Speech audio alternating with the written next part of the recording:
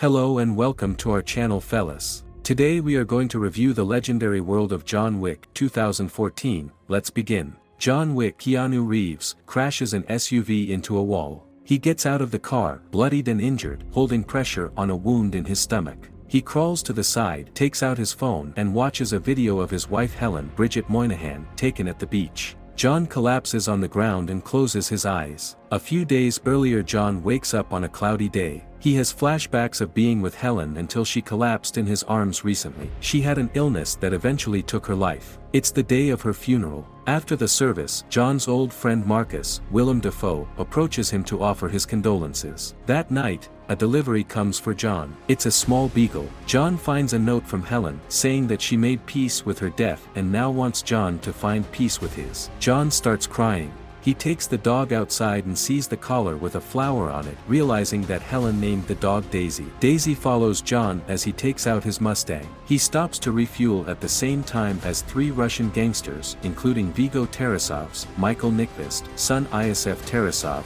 Alfie Allen. Iosif comes up to John's car, compliments it, and asks how much he wants for it. John says it's not for sale. Iosif then insults John in Russian, thinking he won't understand, but John quietly responds in Russian to prove him wrong. Iosif then tries to tame Daisy, but John scares him off. One of Iosif's friends hits John's car and says goodbye to him. As John goes to bed, Daisy needs to use the bathroom. When they go downstairs, two men are standing in the shadows in front of John, and a third one hits him on the head with a bat. They start beating up John while Daisy whimpers. One of the men goes to the dog and breaks her neck. The man takes off his mask to reveal that he's Iosif, who had put a bounty on John's head. John later wakes up and goes to the dead puppy, petting her head. Iosif takes John's car to a shop run by Aurelio, John Leguizamo. Aurelio recognizes the car right away and asks Iosif where he got it. Iosif brags about stealing the car and killing the person's dog. Aurelio punches him in the face. Iosif angrily leaves, saying he'll take the car somewhere else.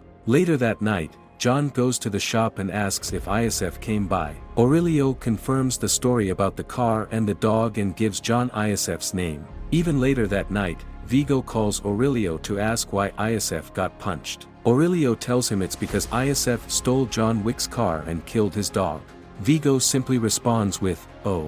Meanwhile, John takes a sledgehammer to the basement floor and uncovers a cache of guns and gold coins. Viggo meets with Iosif at his home to discuss the situation. He strikes Iosif twice in the solar plexus to reprimand him and remind him of whom he committed a crime against.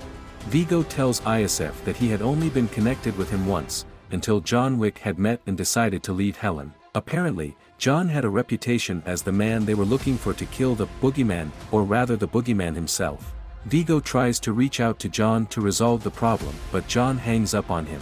That night, Viggo sends a team of 12 hired assassins to John's house to kill him. John fights and easily dispatches them all before stabbing the last man in the heart, and that fight was something else, I tell you. A police officer rings the doorbell, and John greets him by name and asks if there is a noise complaint. The officer confirms and asks if John is back at work, referring to the body visible behind him. John says he has taken care of things, and the officer offers his best wishes and leaves. What a friendly and nice officer, right? John calls a cleaning crew he had worked with in the past to clean up the scene and dispose of the bodies, knowing it would be their last favor. Viggo meets with John's friend Marcus and asks him to kill John, offering a $2 million contract. He also instructs his assistant Avi, Dean Winters, to call in others to take on the job. Marcus agrees immediately. John goes to the Continental Hotel in Lower Manhattan where he runs his errands. He meets Perkins, Adrian Palicki, and another old friend, Winston, Ian McShane, who is the manager and owner of the Continental. John asks and Winston tells him that Iosif is at a club called Red Circle. John goes to the club where Iosif and his friends are partying.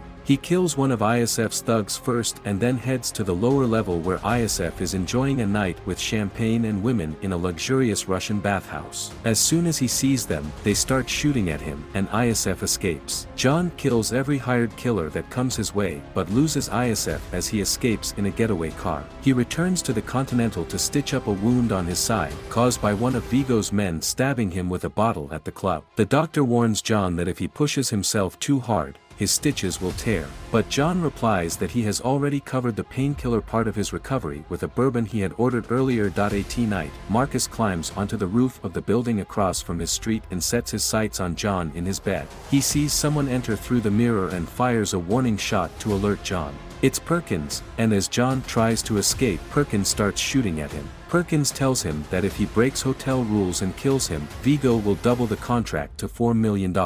John struggles to fight back until he subdues Perkins and offers mercy in exchange for information. Perkins tells John that Vigo keeps most of his assets, cash and blackmail evidence, in the basement of a church. John knocks out Perkins and leaves him with Harry, a gold coin associate, Clark Peters. Harry unknowingly dislocates Perkins' thumb to get him to talk, and he keeps him restrained to a chair. John goes to the church where Vigo keeps his secret money and business files. After shooting the other guards at the church, John forces the priest to take him to the basement. He dismisses the women in the vault and sets everything on fire, and believe me, there was tons of money. Thanks to John, Vigo learns about the fire before getting caught in a hail of bullets. Despite killing most of Vigo's men, John gets knocked to the ground when an SUV crashes into him. Vigo captures him and wonders why John went so far to get revenge for a car and a dog. John tells Vigo that the dog was a gift from his dying wife and that ISF took it from him. He also tells Vigo that he can either hand over ISF or die trying. Vigo leaves him with his henchmen to drown him in a plastic bag. However, Marcus is watching from the adjacent building and shoots a hitman in the head to let John take out the other. John takes his gun and shoots at Vigo's escaped car, leaving only him alive. Vigo tells John that ISF is hiding in a safe house in Brooklyn. In this part of the story, we see John Wick taking revenge on ISF and the people who wronged him. The safe house where ISF is hiding is heavily guarded by armed men, but John manages to kill them all and attack the place. He then catches ISF and finishes the job, ensuring that he will no longer be a threat to him. This act of revenge does not go unnoticed by Vigo, who is furious that John was not killed and decides to take matters into his own hands. As part of his retaliation, Vigo sends his henchmen to find Marcus at his home and kill him. Marcus was a close friend of John's, and his death serves as a painful reminder of the danger that comes with the life of an assassin. Meanwhile, Vigo plans to leave the city on a helicopter, but before he does so, he calls John to inform him of what he has done. As John prepares to confront Vigo, Perkins, one of Vigo's henchmen, is summoned to a meeting with Winston, the owner of Continental Hotel. They meet with four men at Bethesda Arcade in Central Park, where Winston informs Perkins that he has violated the rules of the Continental and his membership has been revoked. The four men then proceed to execute Perkins. As Winston walks away, John meets the same cleaner who helped him remove the bodies of the assassins from his home and gives him a few coins. This is a small but significant moment, as it shows how John values loyalty and is willing to help those who have helped him in the past. The cleaner is also a reminder of the brutal violence that comes with the world of assassins, as he is clearly unfazed by the dead bodies and is willing to do whatever it takes to survive. Overall, this part of the story is filled with intense action and serves as a turning point for John, as he comes to realize that he can never truly escape the violent world he once inhabited. It also sets the stage for his final confrontation with Vigo, which will determine the fate of both men. John finds Marcus's body and sets out to take down Vigo. He tracks down the bad guys heading for a helicopter and tries to ram into them with his car. Vigo allows Avi to come out and kill John, but John manages to hit him with his car. Vigo tries to push John's car off the road, but John escapes unscathed. The two then engage in a rain-soaked hand-to-hand fight. Vigo attempts to stab John, but John grabs the knife through his abdomen and stabs it into Vigo's neck, using leverage to break Vigo's arm. He leaves him to die. We return to the first scene where John is still bleeding. After watching the video with Helen, he is inspired to continue. He goes to a dog shelter and tends to his knife wound. Later, he takes in a pit bull puppy with him and goes home. This was the story of a man you wouldn't want to mess with. I hope you enjoyed our recap and I hope you have a great day.